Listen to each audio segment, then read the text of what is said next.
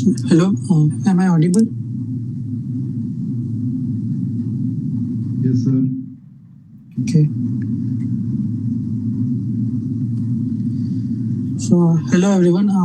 I am Imanshu Mishra. So, this week we will be discussing problems related to the free convection as well as related some question related to boiling and condensation. So, I will start with the previous few questions from the previous weeks. So, there are few couple of problems that are left previously. So I will solve few problems related to force internal convection, some two, three problems, and then I will move to free convection problem, and then to the boiling problems. So let's start with the force internal convection problem. So this problem actually, this kind of a problem we already solved in a previous week.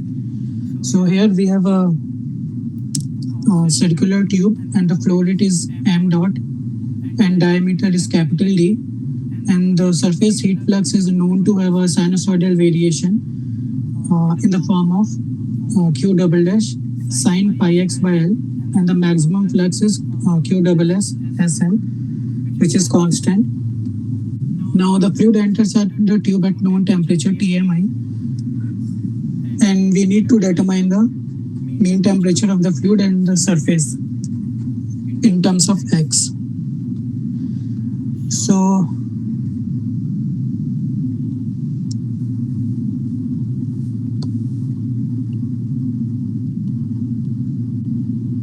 we have a circular tube here.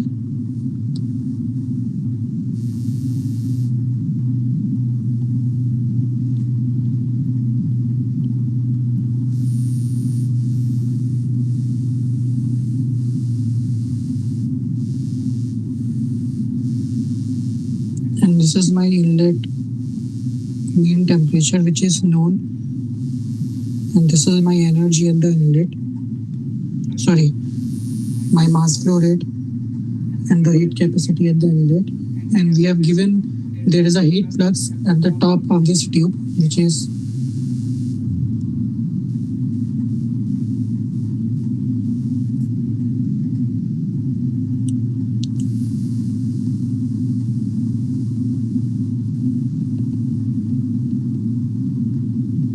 given in this form. So we need to determine first the mean temperature. So this is my surface temperature, and here it is my mean temperature. So to determine the surface temperature, we need to use the Newton's law of cooling, which is given in this form. And we have only given the mean temperature at the inlet. So we need to determine the mean temperature at some location X. And we have given the variation of the heat flux here. So my heat flux can be given as, or let's say per unit length.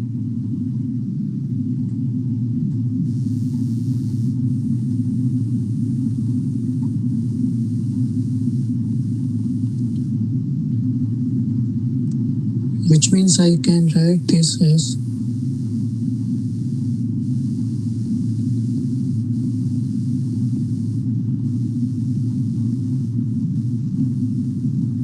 so my heat flux is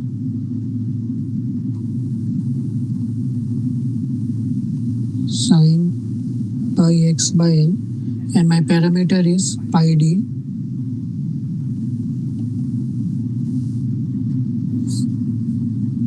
So I just need to separate the variable and then integrate it from 0 to x and from Tmi to Tm. So Tmi is the temperature at x equals 0, and Tm is the temperature at x equals x. That means I'm at random location x. So I can write this as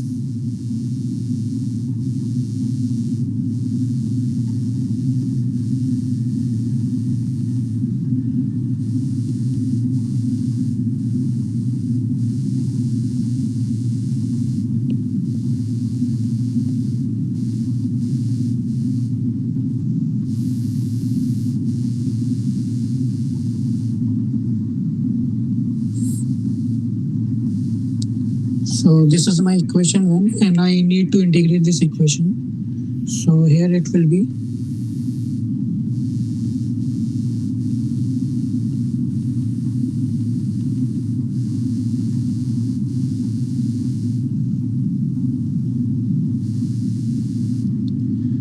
Sm L by mCp. Now when I integrate this quantity, I will get pi and minus here and cos pi x by L from x to 0.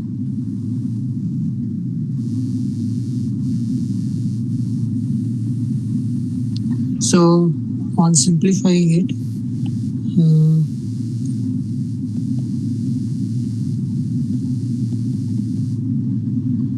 and this will be cos pi x minus L minus 1.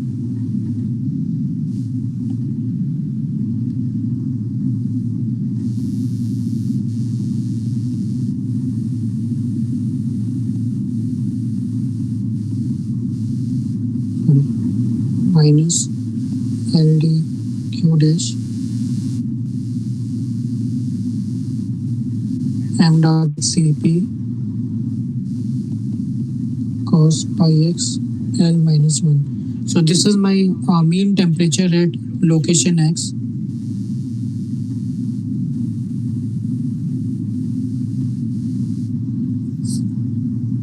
Which is, let's say, my equation number 2. And now I need to determine the surface temperature as well. So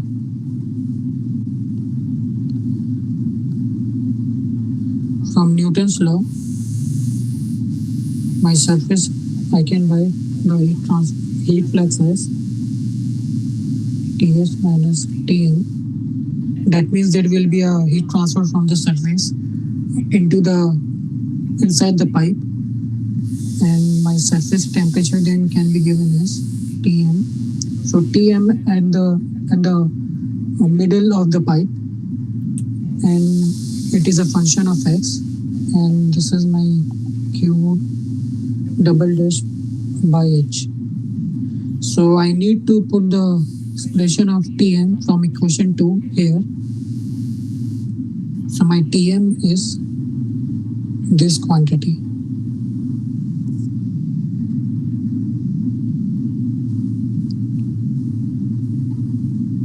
Which is Tmi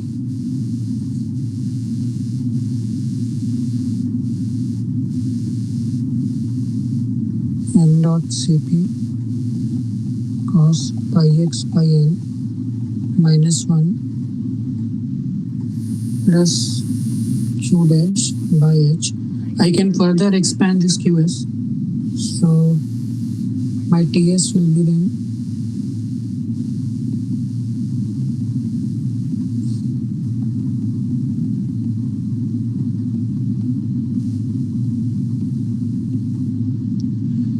and Qs will be sin pi x by L by H.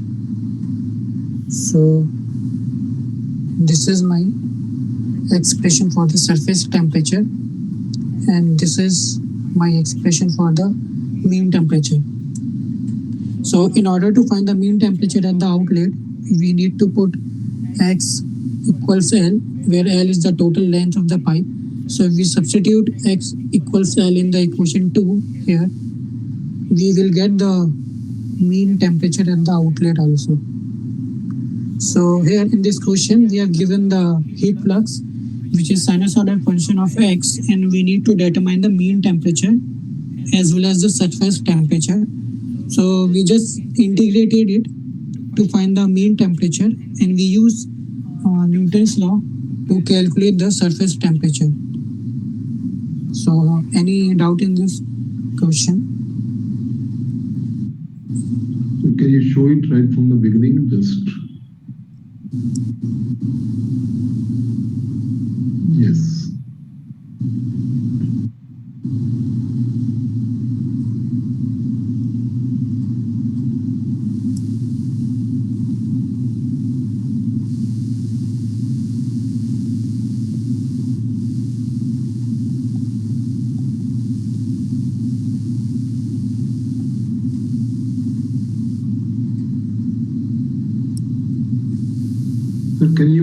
explain this second equation, Q double prime multiplied P equal to M dot Cp dTm by dx. So this comes from the energy balance. So for example, at the inlet, you have an energy which is mcp dtm, and at the outlet you will have an energy which is tm plus dtm. So when you do the energy balance, you will be left with mcp dtm, which is the heat transfer. Which is the heat transfer. Now I can write this heat transfer as in terms of energy flux multiply parameter multiply some length, let's say dx, because uh, at x, so I consider here very small element, let's say dx, and the temperature here, mean temperature here, it is dtm. So this is equal to mcp dtm. So from this relation I can write q double dash t mcp dtm by dx. So this came from the energy balance, where when you need to find the heat transfer from the mean inlet to the mean outlet. For using the Newton's law, you need the temperature of surface temperature and some mean temperature here. And here the mean temperature is a function of x. Okay. Yeah.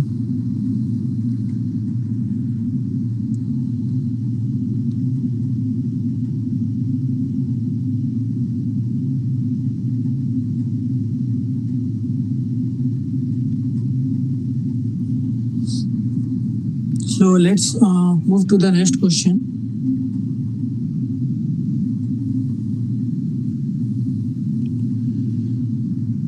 So here, so one concept used for solar energy collection involving placing a tube at a focal point of a parabolic reflector and passing a fluid through tube. The net effect of this arrangement may be approximated as one of the creating a condition of uniform heating at the surface of the tube, that is resulting heat flux to the fluid QS may be assumed to be a constant along the circumference and axis of the tube. Consider the operation with tube of diameter d 60 mm, and we have given the heat flux 2000 watt per meter square, and we need to determine the length of the tube sitting at the temperature of 80 degrees Celsius and entering at 20 degrees Celsius. We have given the mass flow rate, and then we need to find out the surface temperature. So it is kind of a similar problems that we have solved previously. So here also we need to determine the mean temperature and the surface temperature. So we going to use the same relation for the mean temperature, and for the surface temperature we will again use the Newton's law of cooling. So we have a tube, let's say this is my tube, and it is given in the question that there is a constant heat flux condition at the surface and the heat flux is 2000 watt per meter square. Now we have given the inlet temperature, which is 20 degrees Celsius, and outlet temperature, which is 80 degrees Celsius, and we have given the mass flow rate, which is 0.01 kg per second, and the diameter of tube, which is 60 mm, and there is a water flowing out and flowing in and flowing out. So let me write the property of water. So thermal conductivity of water is 0.67 watt per meter Kelvin. Dynamic viscosity will be 352 10 to the power 6 Newton second per meter square, and Prandtl number is 2.2, and the heat capacity is 4181 joule per kg Kelvin. So these are the properties of water.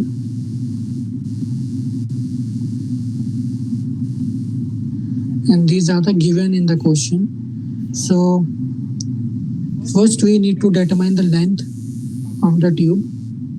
So we have already given the inlet and outlet temperature. That means from the energy balance we can easily find we can easily found the length. So we just need to use the relation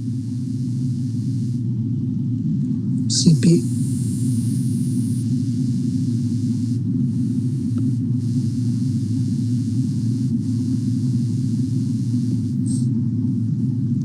So here area is pi dl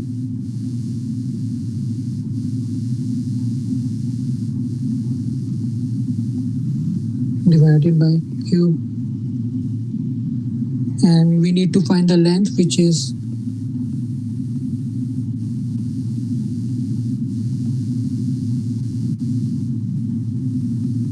pi d q double dash. So now we just need to put the values here. So length will be mass flow rate is 0.01 kg per second, and heat capacity is 4181, and my temperature difference is 60, 80 minus 20. My diameter is 60 mm,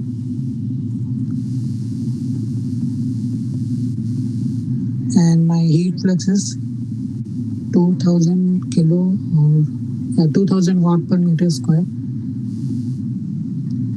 So on calculating, I will get length as 6.65 meter. So we can able to calculate length because we already given the both inlet and outlet temperature as well as the heat flux. Now we need to determine the surface temperature, and for that we will be using Newton's law,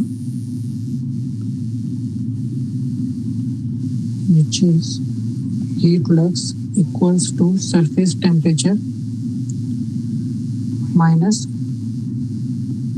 mean temperature. So since we have given the mean temperature at outlet, we can either write the mean temperature at outlet and difference between the surface temperature at outlet and the mean temperature at outlet, or we can write like this. Both are equally correct. So now we need to determine the heat transfer coefficient because it is not given, but we have given a condition which is a constant flux condition. Then we need to determine whether the flow is in a laminar or the turbulent condition, because based on that we have to use the Nusselt number, which is valid for the constant heat flux condition as well as the flow type of flow. So we have given the mass flow rate, which is 0.01 kg per second. So I will be writing the Reynolds number in terms of mass flow rate, which is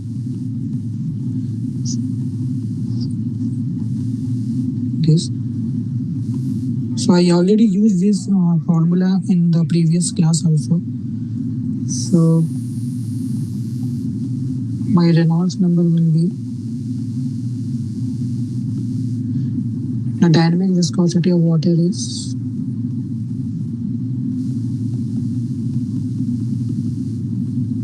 so on calculating I will get the Reynolds number 603, which shows that my flow is in laminar condition. So for laminar flow and for the constant heat flux condition, my Nusselt number relation is very simple, which is 4.36. So I can find the heat transfer coefficient is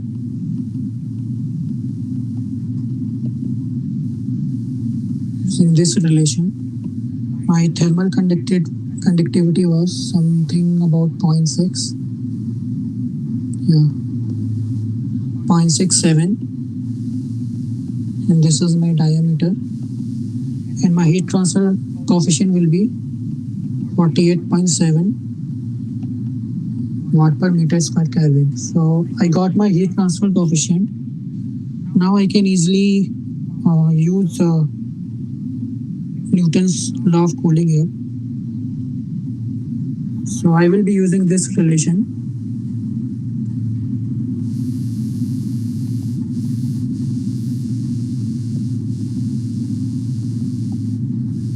So my surface temperature will be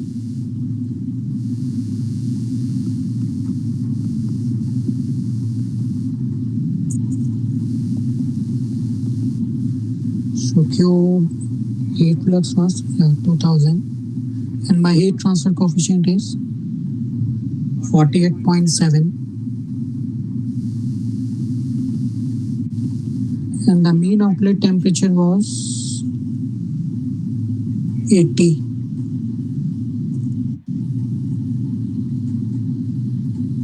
Yeah.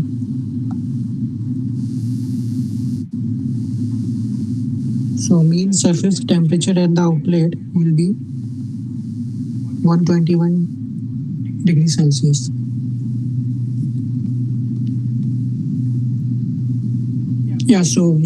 Okay. So in this question, we have given a tube and we have given a mass flow rate and the geometric properties of the tube. And we have also given the mean temperature at the inlet and outlet. And we have asked to find out the length first and then surface temperature at the outlet. So to find the length, since we have given the mean temperature at both the sides, we just use the energy balance to calculate the length. To find the surface temperature, we always need to use the Newton's law. And in the question, it is given that we need to find the surface temperature at the outlet. So we use the first relation. To find the surface temperature at the inlet, we need to use the second relation. So here the heat transfer coefficient was unknown. So we need to find the heat transfer coefficient through Nusselt number, and Nusselt number will be vary according to the type of flow and the condition, like constant temperature condition or the constant heat flux condition. So we know it is a constant heat flux condition, and to determine the type of flow, we calculate the Reynolds number, and from there we got to know that it is a laminar flow, and then we use the Nusselt number correlation, which is valid for laminar as well as heat flux, constant heat flux condition. So from there we can calculate heat transfer coefficient, and then from Newton's law of cooling we can able to get the surface temperature at the outlet. So this two relation is valid for the constant. There are two relations for the constant heat flux condition. For the constant surface condition, this TSO will be equal to TSI. So there will be only one relation. But for the constant heat flux condition, there will be a change in temperature from surface temperature from inlet to outlet. So any doubt in this? So, sir, the relation you have used for calculating convection coefficient, that is for Nusselt number. Yeah. So, is it true for only constant surface heat flux? Yes. And when the flow is laminar? Yeah. So I think in case of constant temperature condition, it is about 3.8 or something. I don't really remember, but yeah, it is given in, you can check in the book. But even for the constant surface temperature condition, it is not that complicated. It is just a 3.86 something. Okay.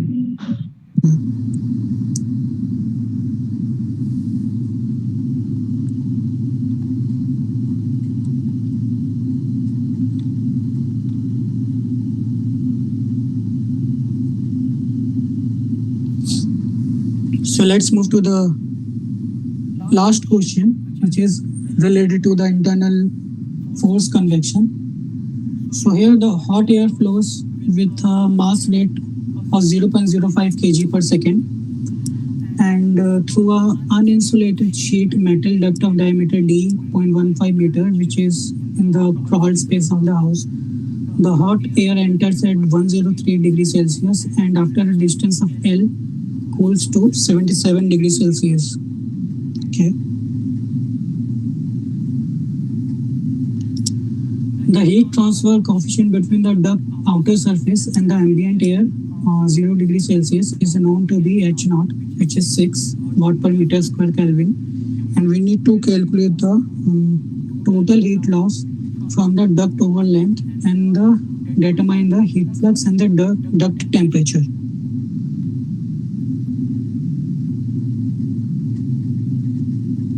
Okay.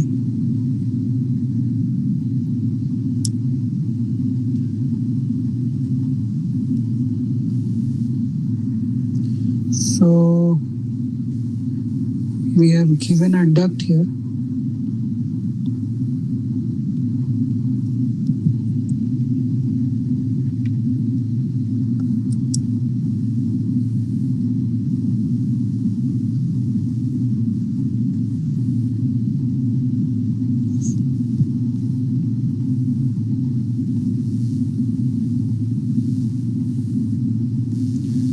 And we have given the temperature at inlet, which is 103 degrees Celsius, and temperature at outlet is 77 degrees Celsius. We have given the mass flow rate 0.05 kg per second, and we have given the heat transfer coefficient, which is valid outside only, I think 6 watt per meter square Kelvin. Yeah. And the temperature at the of the ambient air is 0 degrees Celsius. So we need to determine the heat transfer within this pipe, which can be obtained from the energy balance. Then we need to determine the heat flux from the surface to the ambient air, which can be obtained from the Newton's law of cooling, because there will be a temperature difference from surface Ts and T infinity, so which can be obtained from the Newton's law. And then we need to determine the surface temperature Ts itself at outlet. Okay.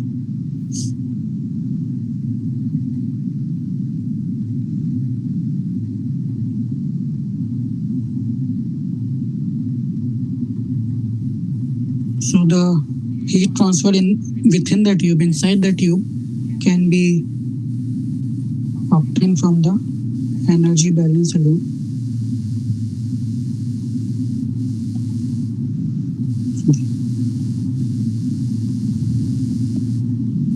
Which is 0.05, and the heat capacity of air is approx 1000 joule per kg Kelvin. And my inlet temperature is 103. So my heat transfer inside the tube will be 1313 watt in minus. So this is my heat transfer inside tube.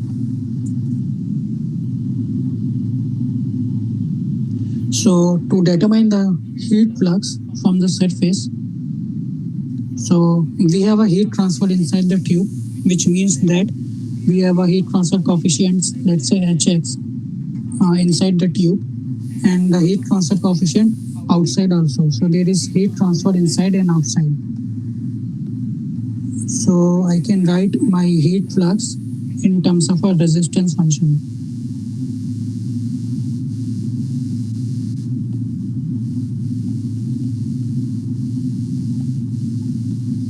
So here I am considering the temperature from inside of the tube to the ambient temperature, which means that this is my tube and this is my mean temperature at outside. This is my surface temperature and this is my temperature in the ambient.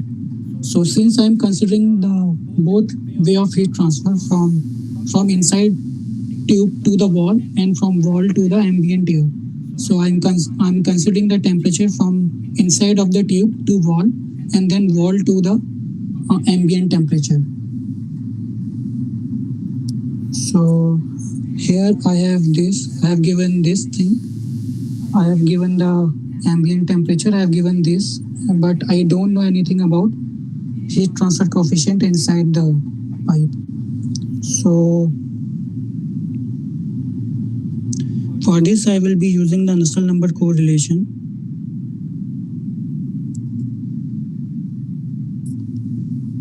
So let's first check whether the flow is in laminar or in turbulent condition. My mass flow rate is 0.05 and my diameter of tube was 0.15 meter.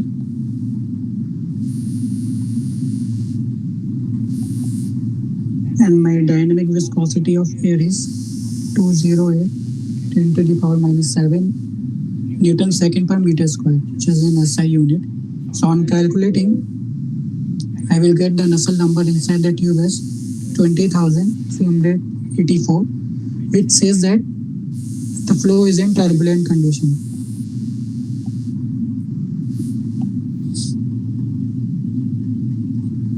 Now, the Nusselt number for the turbulent case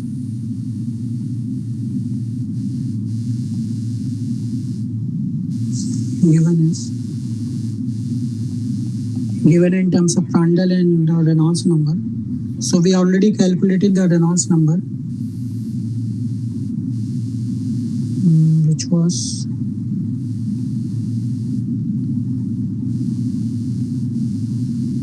and my Prandtl number of air, we know that it is 0.7. So we have solved plenty of problems. So we consider Prandtl number of air is 0.7.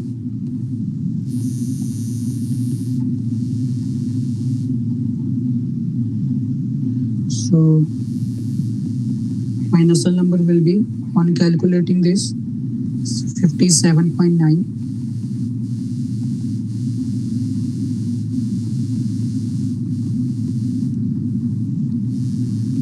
And my heat transfer coefficient will be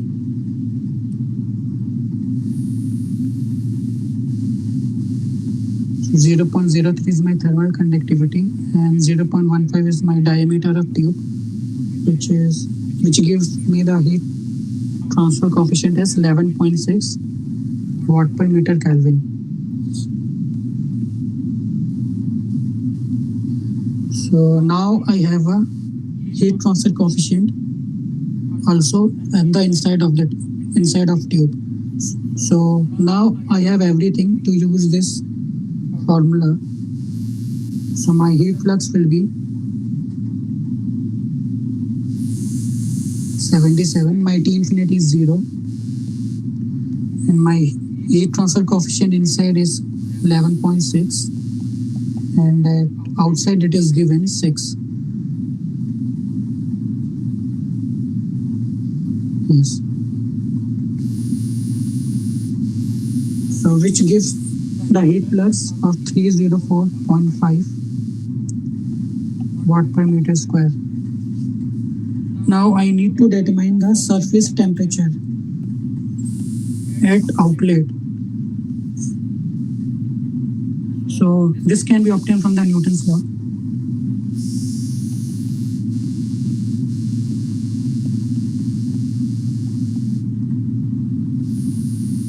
Which gives the surface temperature as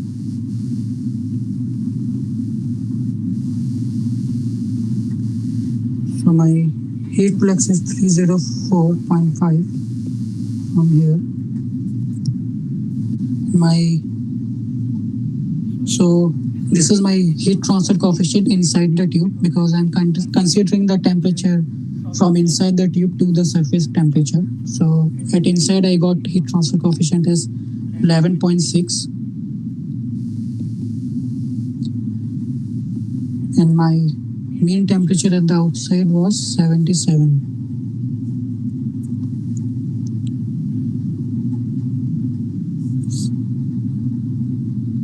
So this gives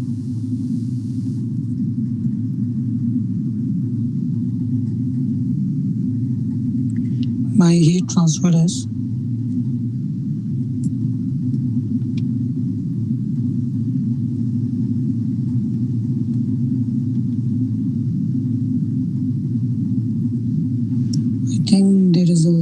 minus change here.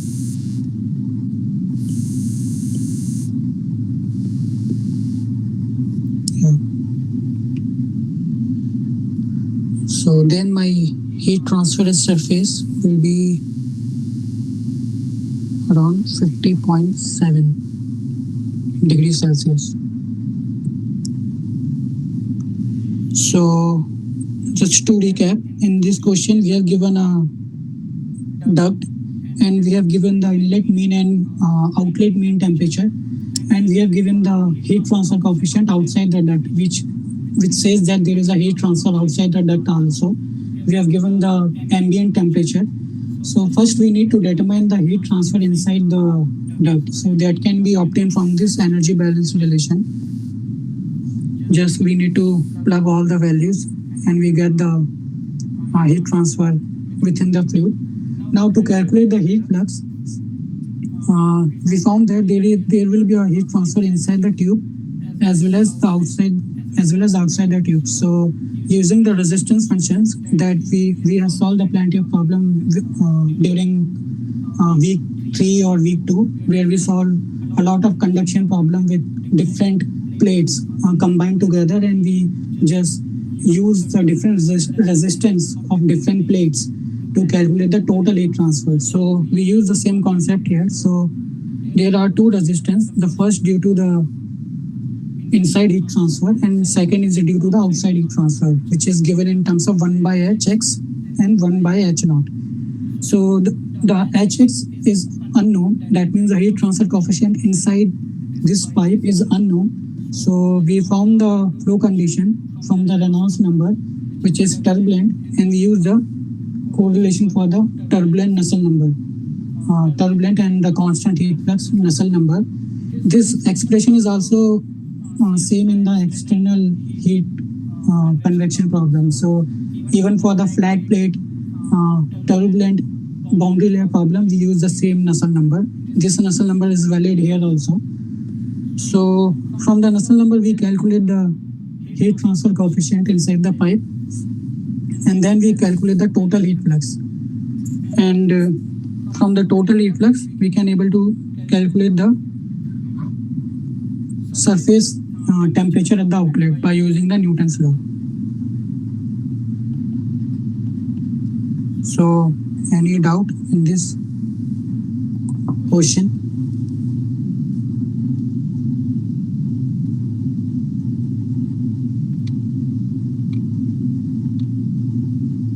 So here, how we have calculated the hydraulic dia, because it is a duct. So it is given in the question that the diameter is 0.15. So I just took that diameter. So it is not a duct. Yeah, it is a duct. So in the question they have mentioned this hydraulic diameter of the duct. Okay.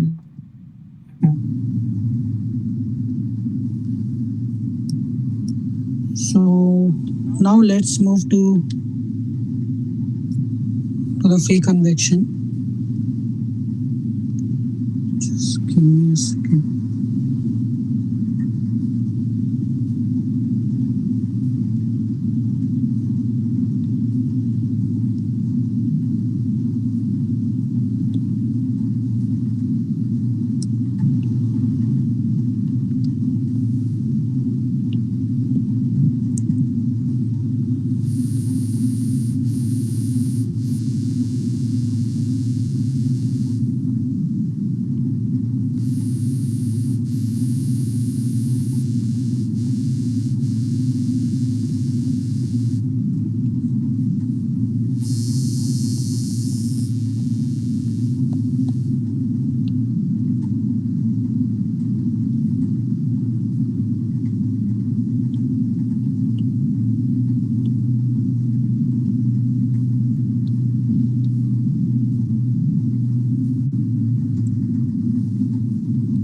So now we will be solving questions which are related to the free convection and the boiling.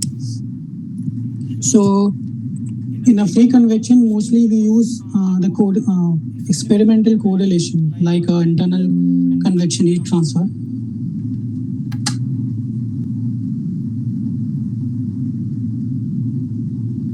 like an internal convection transfer, and this there are so many correlation, like even for the laminar flow, there are multiple correlation for the Nusselt number based on the value of non-dimensional parameter like Grashof number, Rayleigh number, and so on. So we don't need to remember those correlation, because mostly if it came in the exam, the question itself, they mention the correlation we need to use for the Nusselt number or heat transfer coefficient calculation.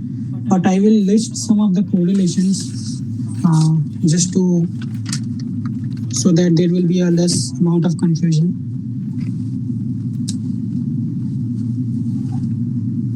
So before starting, let me just write some of the correlation that we will be using for the free convection problem.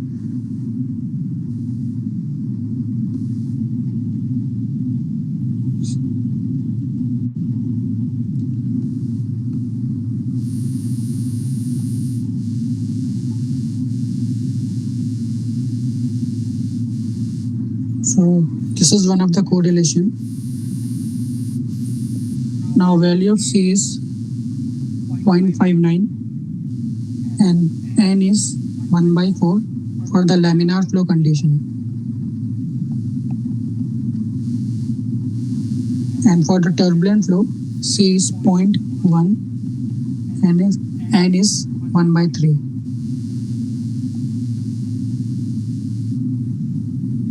This is for the turbulent condition.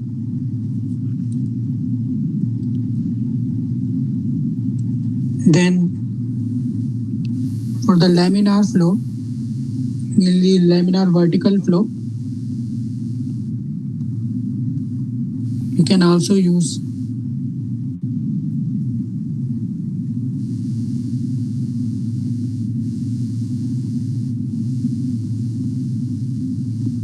so here GR is Grashof number, and the expression for this G given in terms of Prandtl number is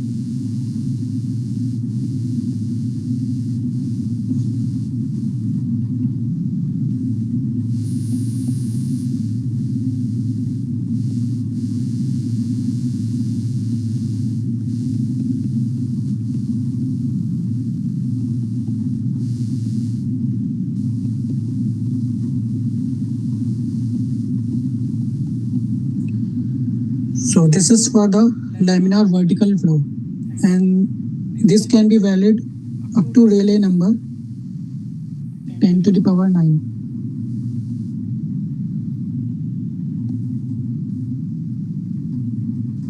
Now to use the Nusselt number for nearly all the Rayleigh number for that means for the laminar and turbulent flow,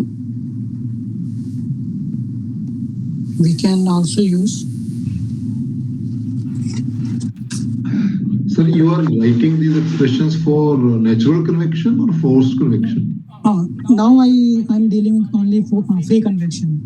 Okay. All these are correlation for the free convection only. So I'm done with the forced convection. So from now on, I will be only solving free convection for the boiling problems.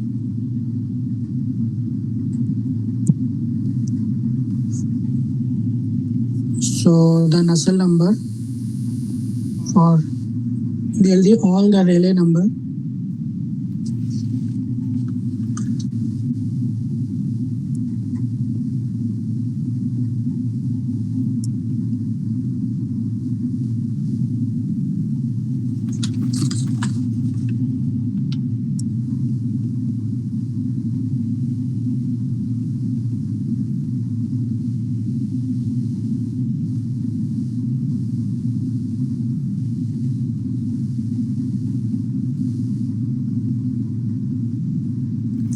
so this can be valid up to Rayleigh number greater than 10⁹ also, which is turbulent flow.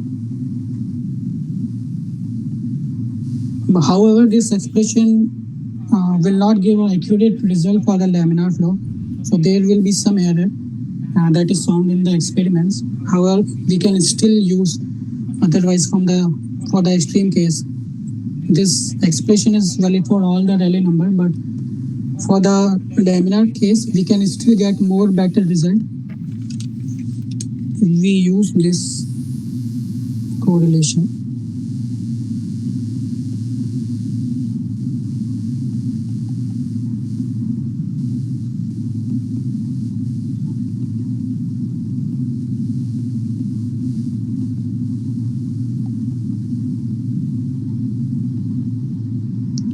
So this correlation is valid only when the Rayleigh number is less than 10 to the power 9. So for turbulent case, mostly we have this correlation, and for the laminar case, we have this one and this one. For the laminar vertical case, we can also use this if we have given the Rayleigh number. If we have given the Grashof number, we can use this for the laminar case. And if we have given the Rayleigh number, we can use this correlation for the laminar case. So we don't need to be get confused that which correlation to be used for the laminar case, since there are multiple correlation, because it is mostly given in the question. But it is good to know that there are multiple correlation that exist for the same flow condition. So let's start with question number 1.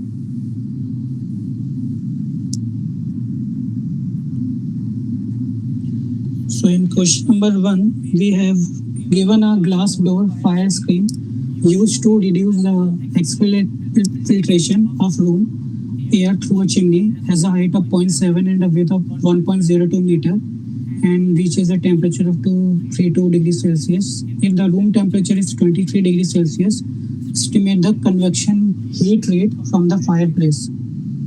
So to determine the heat rate, obviously we need to find the heat transfer coefficient.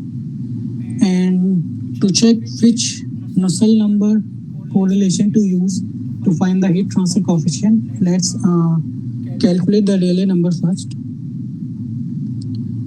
So in the free convection, we can determine whether the flow is in laminar or in turbulent state based on the Rayleigh number.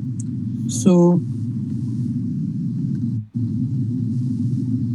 if the Rayleigh number is less than 10 to the power 9, that means the flow can be considered as laminar. Otherwise, it will be turbulent.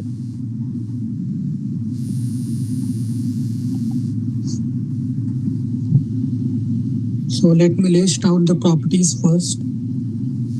So the thermal conductivity of air will be 33.8 10 to the power 3 watt per meter Kelvin. Kinematic viscosity will be 26.4 10 to the power minus 6 meter square second. Prandtl number, let's say 0.7, and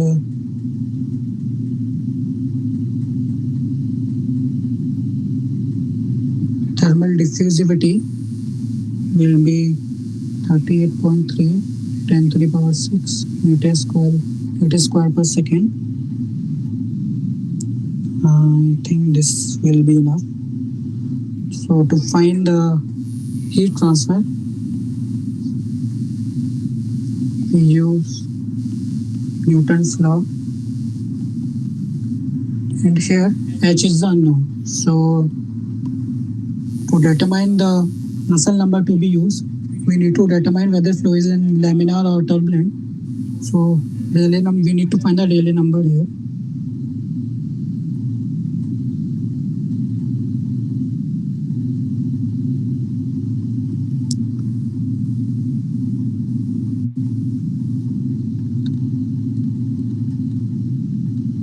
Just a minute.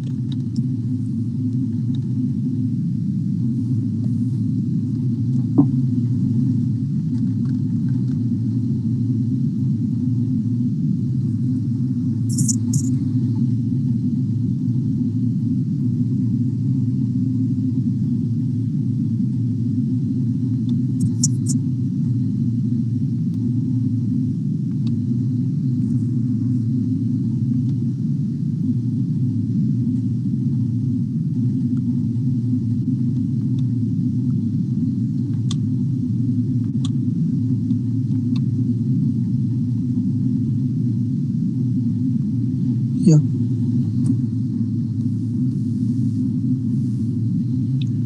So we have Ts minus T infinity L cube thermal diffusivity and the kinematic diffusivity. So my beta will be the mean of the temperature given, which is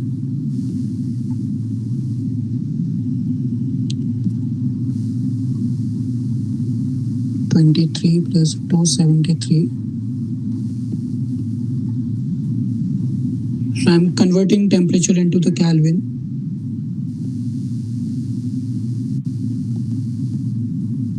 Two, and this is inverse of it. So my beta will be around 1 by 400. So just plugging the values here.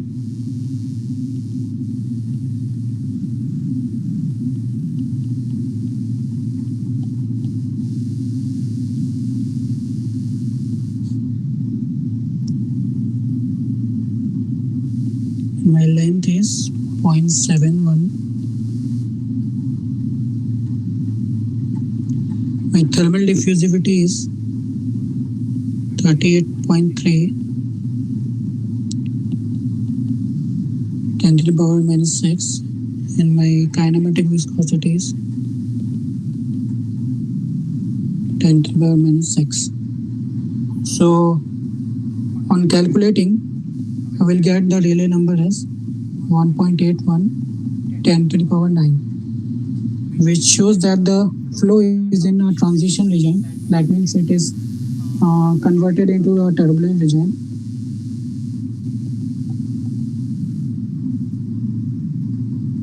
Or it is just converted into turbulent region. So we already have a list of correlation here. So we will be using this correlation here because, as I said, this will be valid for both Reynolds and turbulent flows. So, and it is a function of Rayleigh number only, which and Prandtl number. So we already know the Rayleigh number. So we can use this expression.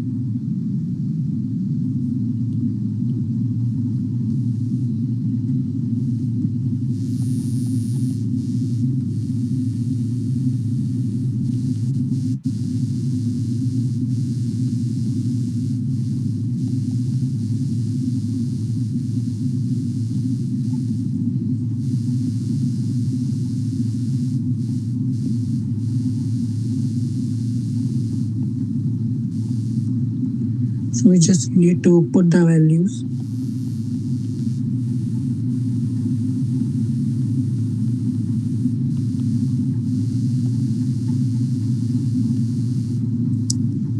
My Rayleigh number is 1.81, 10 to the power 9.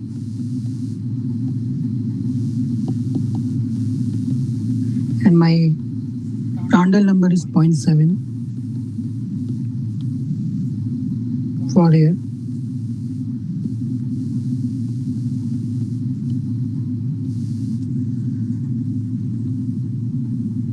So on calculating, my Nusselt number will be 147. So I can get my heat transfer coefficient from this.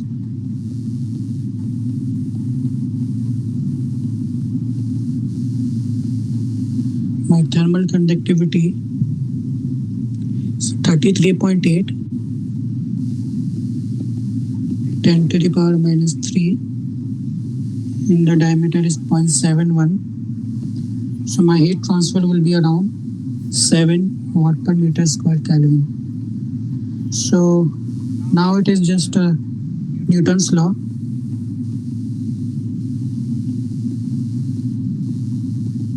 Seven.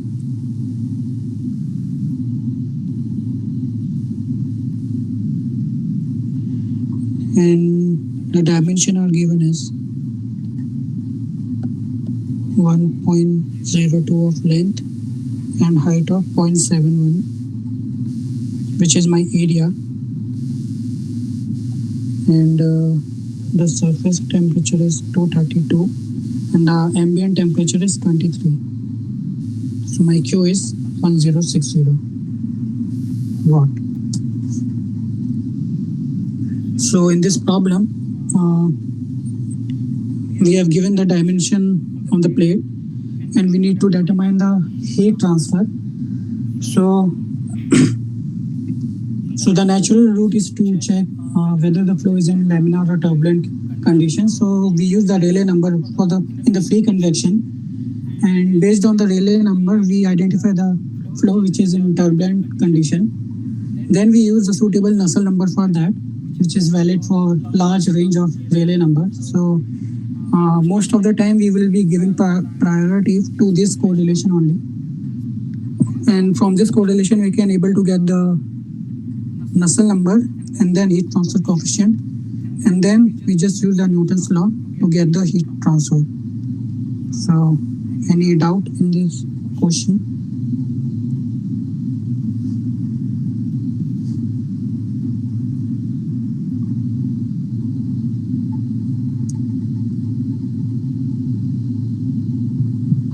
Sir, the beta you have calculated and at what two temperatures?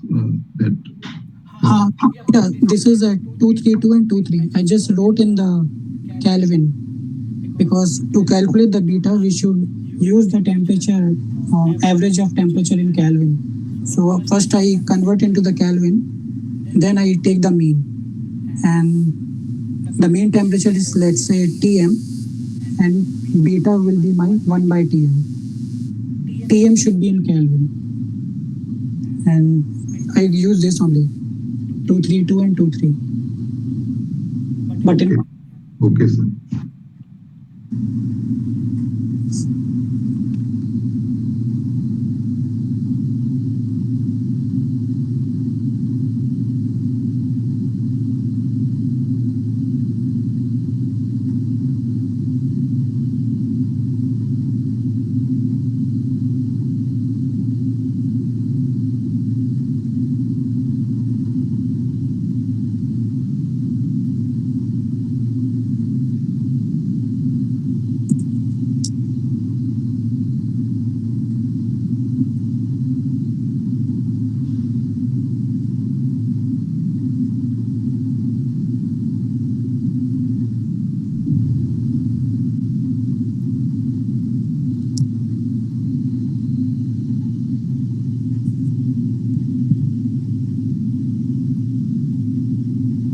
So let's move to the next question. So airflow through a long rectangular heating duct is 0.75 meter wide and 0.3 meter high, maintains the outer duct temperature at 45 degrees Celsius. The duct is uninsulated and exposed to air at 15 degrees Celsius. Okay, in the crawl space beneath the home, what is the heat loss from the duct per meter of length?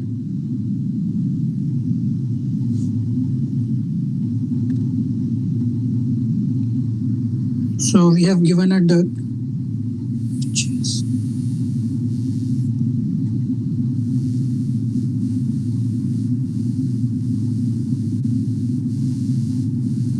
let's say this is my duct and my temperature at outside is 15 degrees Celsius. This is my width and my height. Width is 0.75 meter and height is 0.3 meter. And I need to determine the heat loss from the duct per unit meter, per unit length.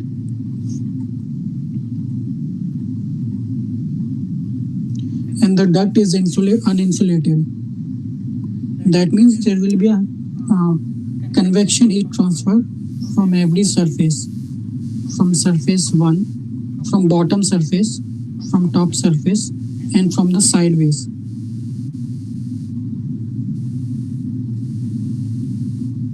and my bottom is, let's say, 3. So there will be a, so my heat transfer will be from the top, which is part 1,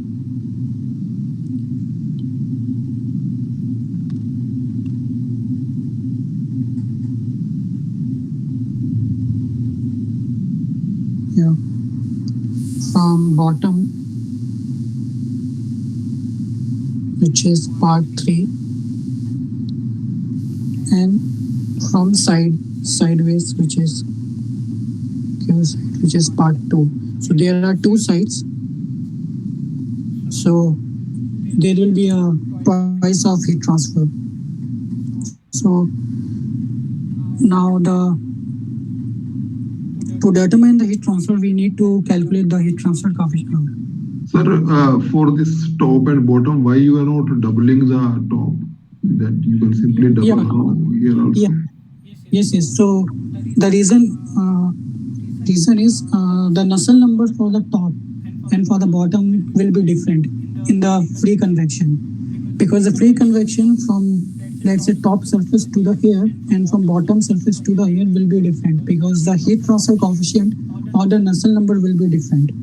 Because in the forced convection, the heat transfer is due to the force here that we are providing at the top and the bottom condition.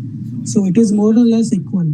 But the free convection happens due to the buoyancy effect, and the buoyancy will be different from top to air and from bottom to air. There will be a different magnitude of the buoyancy force. That means there will be a different magnitude of the heat transfer coefficient in case of the free convection. So we need to use the different correlation of a Nusselt number for top to bottom, top to air and bottom to air. So that is what I was going to say. There are two different kind of a Nusselt number correlation. One is valid from top to air, and one is valid from bottom to air. That's why there will be different heat transfer from surface 1 and surface 3. But for the side, we can always assume that side has a vertical length, and there will be a heat transfer in the vertical along the vertical plate. So for the side one, we can use the previous Nusselt number correlation, which is given either here or here, depending upon the flow condition. But for the top and bottom, the Nusselt number again will be different. That I will write down the correlation for top and bottom Nusselt number, because the buoyancy force is different from top to air and bottom to air. Okay, sir. Yeah, this is valid only for the force convection. So first, let's find the heat transfer coefficient at the sides. So in the sides, again, I'm considering a vertical. I'm assuming a problem or the situation where there is a vertical plate given, and there will be a free convection along the vertical plate.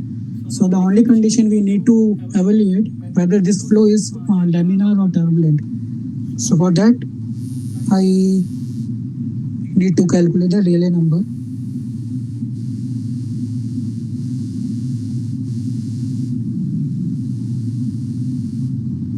So let me write down the properties. So my kinematic viscosity is 16.2 10 to the power minus 6 meters square per second. Thermal diffusivity is 22.9 10 to the power 6. And writing since we have given the temperature, both temperature like T is 45 degrees Celsius and T infinity is 15 degrees Celsius. I'm writing beta directly, which is 0.0033 Kelvin inverse. So that means you need to convert the temperature into Kelvin.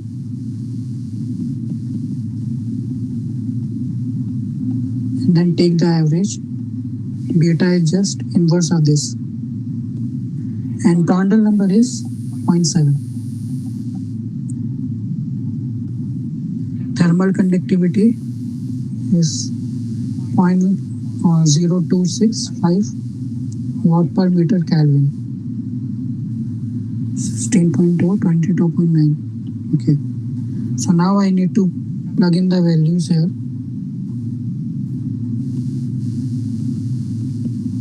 0.0033. Temperature difference is 45 minus 15. And I am considering this is my side. So this is actually a region 2. And the height of this region is 0.3 meters.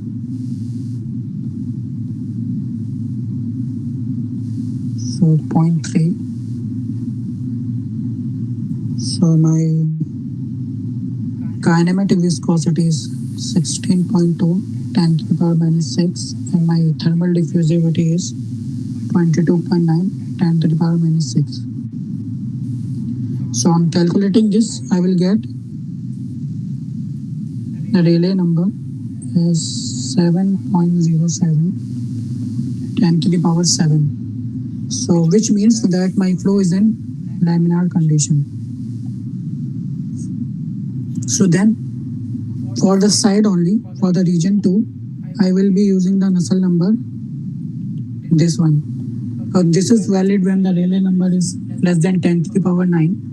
And as I said previously, I will be mostly using either this and this. If I don't know which Nusselt number correlation is to use, because there are multiple one, even for the laminar case.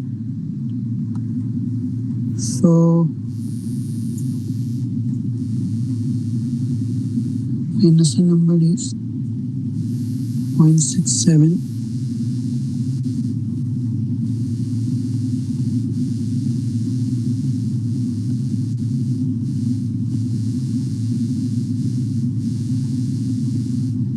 So we just need to plug the values here.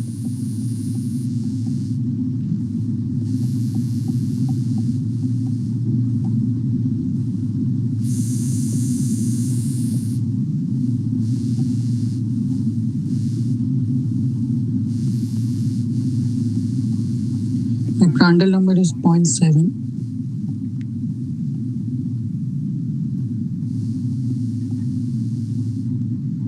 So on calculating this, I will get the Nusselt number as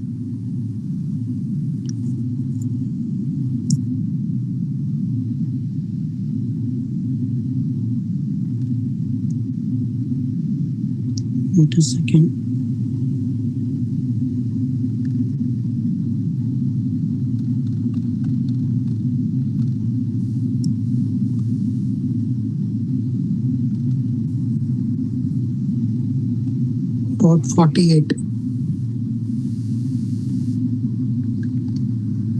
So my heat transfer coefficient will be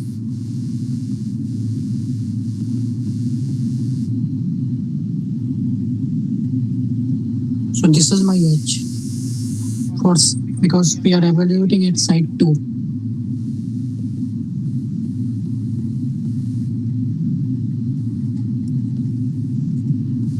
.026 is my thermal conductivity and my H is 0.3. So my heat transfer coefficient will be 4.3 approximately, which is watt per meter square Kelvin. So this is my heat transfer coefficient for site 2. Now let's calculate the heat transfer coefficient at site 1 and site 3. So for side 1, that means from top to heat transfer from top to here.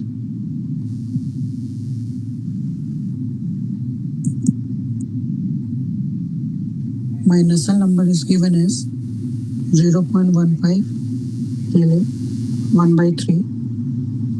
So this Nusselt number is valid only for heat transfer from top surface to here, and from bottom surface to here. Sorry, that was region 3 here.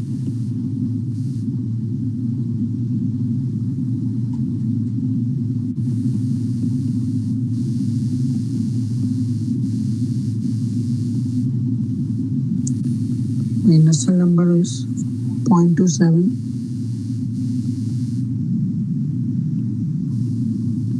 Again, the same thing. So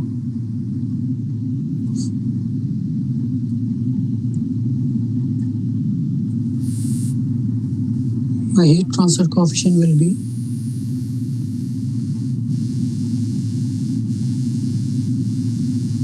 so I already know the Rayleigh number, so I will write the heat transfer coefficient directly as 5.47 watt per meter square Kelvin, and from bottom to air it is 0.27 Rayleigh number 1 by 4, and my heat transfer coefficient at region 3 is 2.07 watt per meter square Kelvin. So my heat transfer will be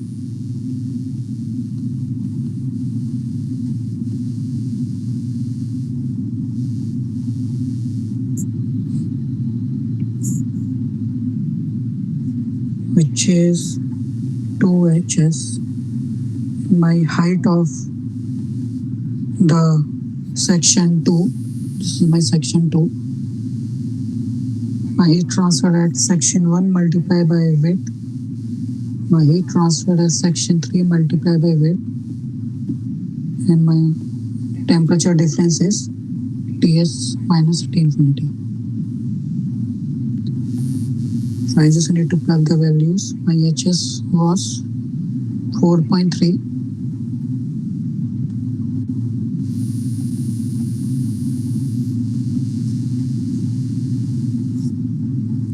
My H1 is 5.47. My weight is 0.75. My heat transfer coefficient at from bottom to bottom surface is 2. And my temperature was given as 45 minus 15. 45 is the surface and 15 is the ambient temperature. So my total heat transfer per unit length will be 246 watt per meter.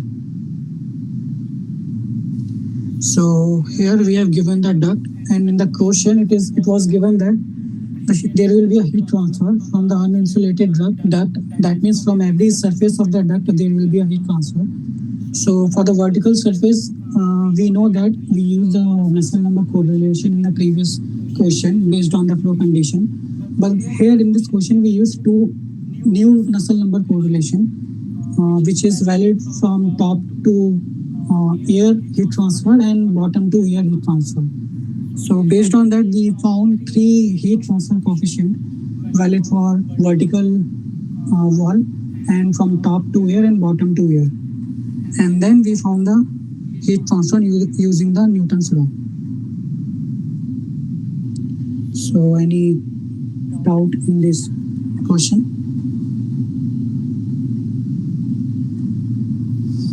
Just this in this finally this equation for total heat transfer you have written. Yeah. Here, how you have taken the area for 1 and 3? No, I have not considered area here because we need to find the heat transfer per unit length. So area will be width into length. So I consider, and this is my heat transfer. Let me W into L, H, and the temperature difference. So I found actually this quantity Q by L, W into H delta T. So W is my weight. So this is my duct entry, and this is my length. This is my width. So for region 1 and region 3, which is bottom region, I considered this length, this area, which is length into width. Now I need to find the heat transfer per unit length, so I divided it by length. So I will get W into H. Yeah. And then what about this second? Here you have multiplied. Yeah, so here I multiply this area, this one, which is height multiplied by length. So I have width, this is my width, this is my height, and this is my length. So this is for area 2 and this is for area 1 and 3. Because in the area 2, heat transfer will be like this, vertically. So I need to consider this area. Because we found the heat transfer for the vertical laminar flow condition here. So for example, let's say, okay. So for example, this is my duct, let's say. This is my width and this is my length, complete length, and this is my height. This is my height. So this is, there is a vertical heat transfer here. So this is height into length. This is my region 2. And my region 1 is this, width, W, width multiplied by length. Okay, sir.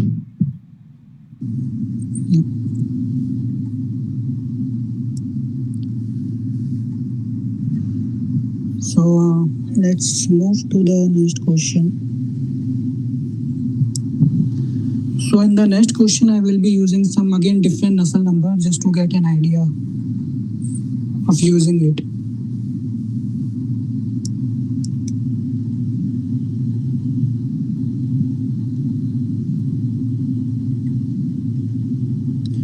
Yeah.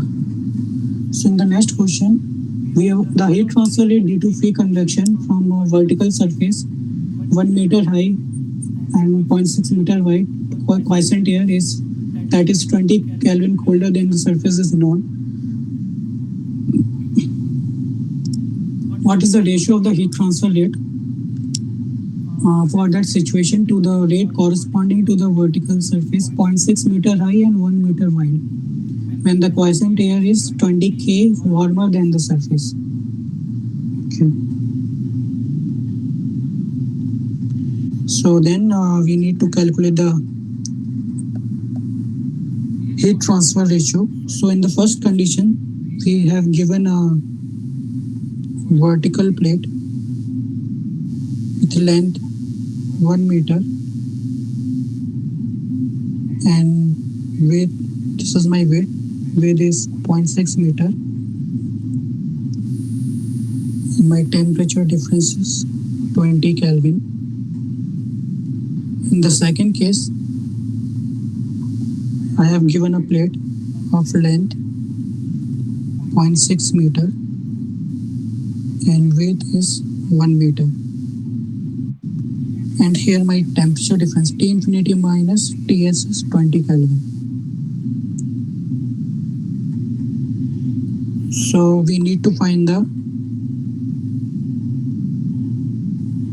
ratio of the heat transfer. So this is my case 1 and this is my case 2. So my ratio of the heat transfer will be HL1. This is proportional to HL1 and HL2.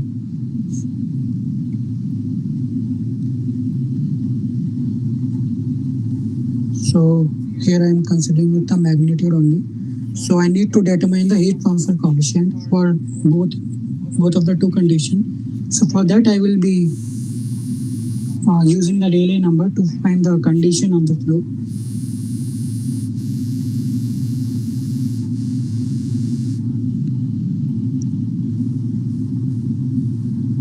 My kinematic viscosity is 5.8, 9, 10 to the power minus 6. Excuse me, sir. Actually, here in this problem, quiescent air is given. So will there be natural convection?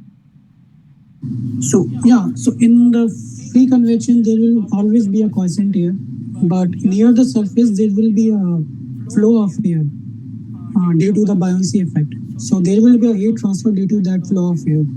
So in an initial time period, there will be a quiescent air always. If air started to move, then it will be a problem of a forced convection. So we are finding the Rayleigh number to determine whether the flow is in laminar or turbulent. So we are actually finding this Rayleigh number which is valid for near the surface condition. So near the surface condition, there will be a thin layer of air which is rises due to the buoyancy effect, which give rise to the free convection. And remaining everywhere, the air is quiescent. There is no flow of air. Otherwise, if there is a air quiescent near the surface also, then there will be no convection at all. There will be just conduction, heat conduction from the surface to air.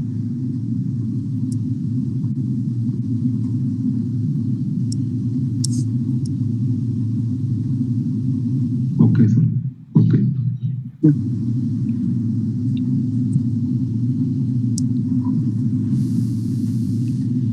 And my alpha is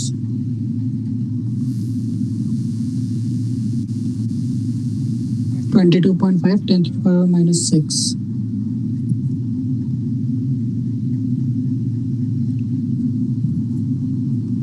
So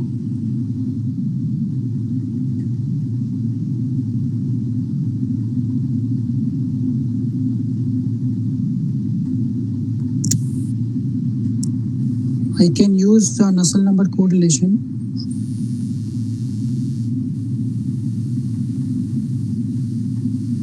Given by this. So this Nusselt number correlation valid for both laminar and turbulent flow. Just the value of C and N will be changing. So first we need to determine the Rayleigh number here. So the Rayleigh number for the first case will be 9.8. Beta is 1 by 300. And the temperature difference is 20. And the length is 1 meter, which is 1. And my thermal diffusivity is 10 to the power minus 6. My kinematic viscosity is 15.89, 10 to the power minus 6. So Nusselt number for the first case will be 1. On calculating this, we will get 1.82 10 to the power 9, which shows that the flow is in turbulent condition.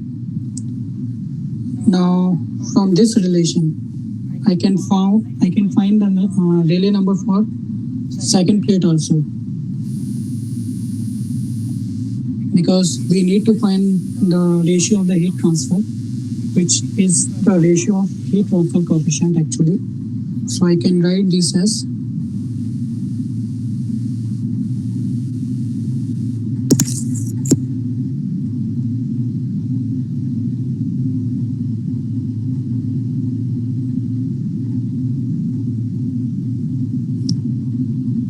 Rayleigh number plate 2.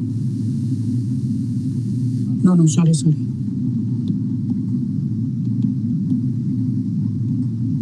So I have this Rayleigh number, and for the second case, my G will be same, beta will be same because my temperature difference is same. My L will be different, and my this property of air will be same as well. So if I take the ratio of Rayleigh number from case 1 to case 2,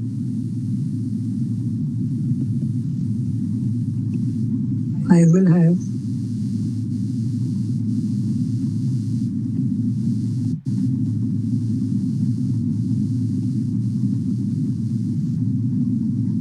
so this will be cancelled, and I can write the ratio of Rayleigh number in terms of length. So I already found the Rayleigh number for the first case, and the Rayleigh number for the second case can be written in terms of Rayleigh number of first case L2 by L1, and L2 is 0.6 for the second case.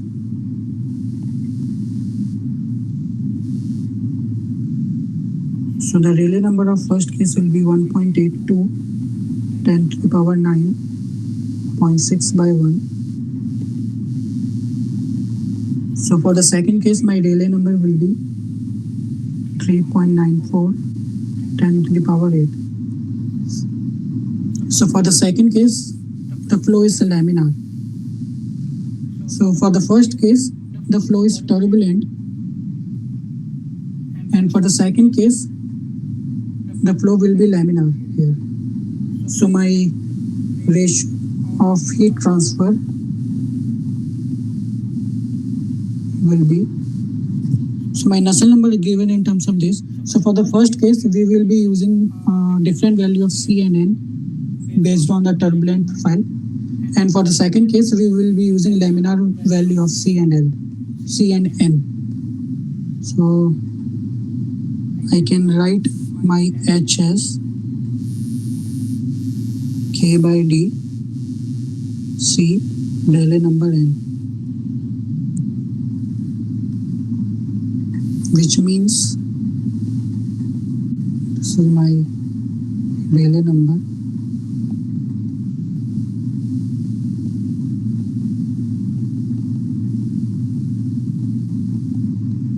So this is for the turbulent case, and first for the turbulent case, N will be 1 by 3 and C is 0.1, and for the laminar case, N is 1 by 4 and C is 0.59.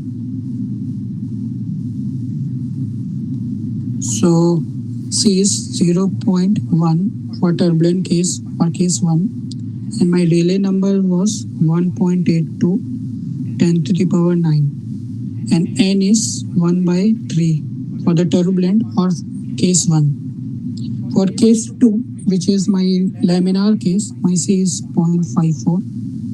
My Rayleigh number is 3.94 10 to the power 8, and my N is 4 by 5, I think. 1 by 4.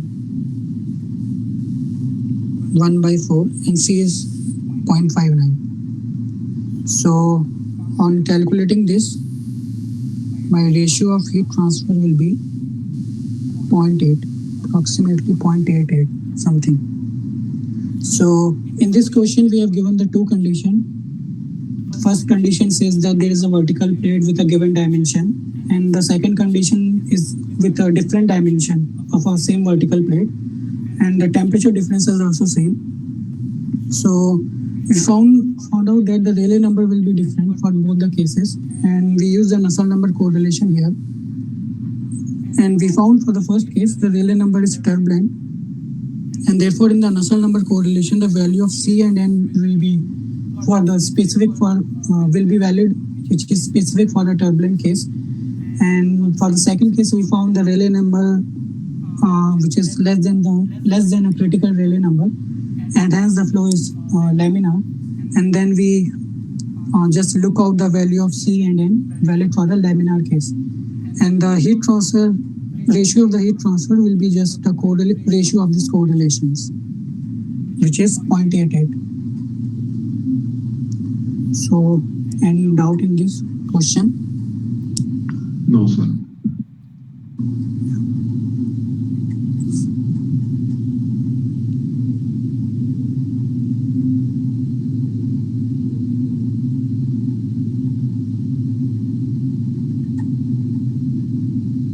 So let's solve the next question. So next question again is based on the correlation that we have looked previously. So a square aluminum plate 5 mm thick and 200 mm on a side is heated while vertically suspended in quiescent air at 40 degrees Celsius. Determine the heat transfer coefficient for the plate when its temperature is 15 degrees Celsius by two methods, using the result from similarity solution to boundary layer equation and using result from empirical correlation. Okay, so from similarity solution, we will get this Nusselt number correlation. This is my Nusselt number correlation, which is obtained from the similarity solution. And then we need to use the another method, which is this. So for the second method, let's say this is my second method and this is my first method. For the second method, we can check whether the flow is in laminar or in turbulent condition, and based on the flow condition, we can either use this relation, which is valid for laminar, or this relation. So the top relation is actually valid for both laminar and turbulent, but the top relation gives very good result for the turbulent case. So we need to use two correlation, which is one is this, and we need to find the heat transfer coefficient by using similarity correlation obtained from the similarity solution, and then we need to find the same heat transfer using the different correlation of a Nusselt number. So okay, let's do this. So we already know the Nusselt number correlation, we just need to plug the values, that's all. So first we will be using the Nusselt number obtained from the similarity solution. GR is my Grashof number. My expression for G is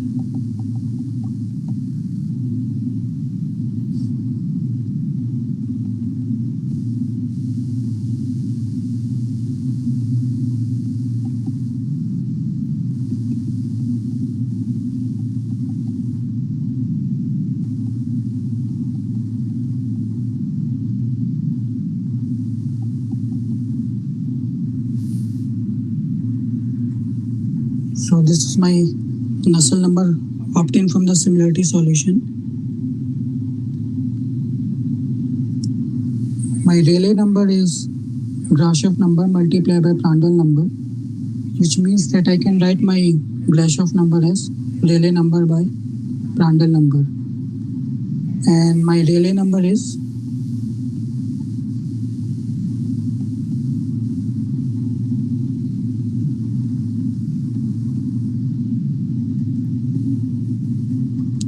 so if it is a gas, so for a gas we already know the Prandtl number, which is 0.7,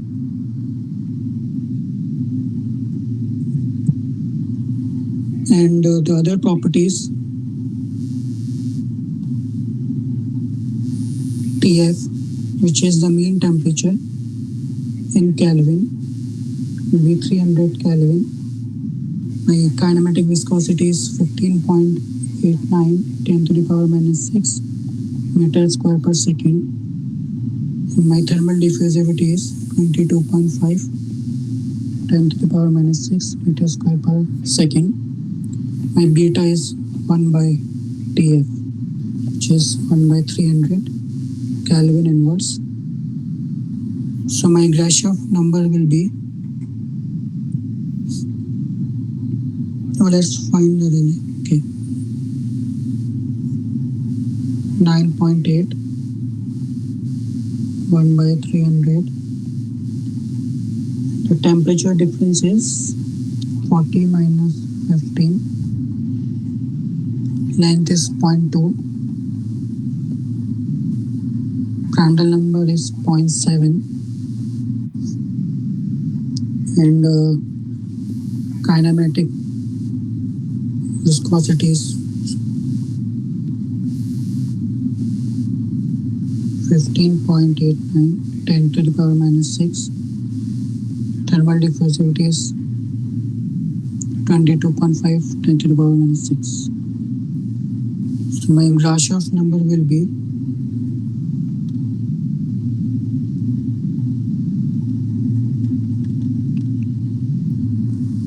2.6 10 to the power 7 on calculating this. The Rayleigh number will be just Grashof multiplied by Prandtl number, which is 2.6 10 to the power 7 multiplied by 0.7, which is 0.8 10 to the power 7, which says that my flow is in laminar state. So on plugging the value here,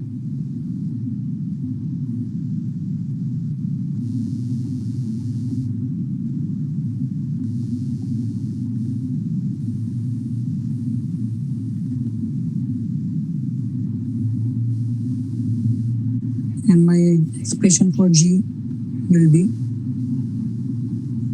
0.75, 0.7, 1 by 2.